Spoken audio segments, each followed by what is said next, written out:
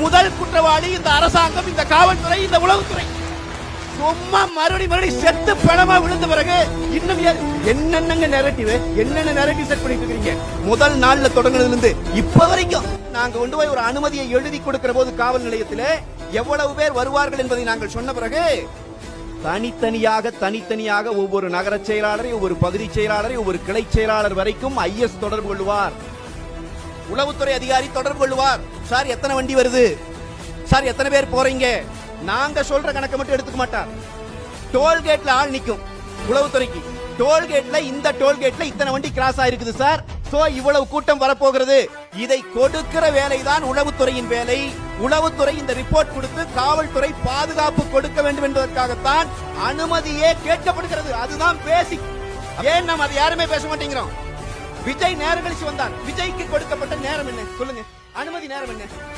3 to 10.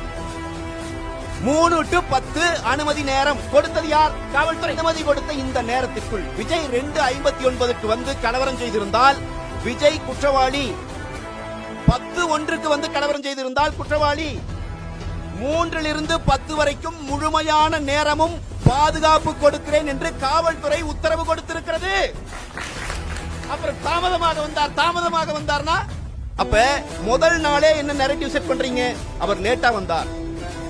அவர் லேட்டா வந்திருந்தாலும் பாதுகாக்க வேண்டிய பொறுப்பு உங்களுக்கு இருக்கிறது என்பதையும் சேர்த்தே நான் சொல்லுகிறேன்.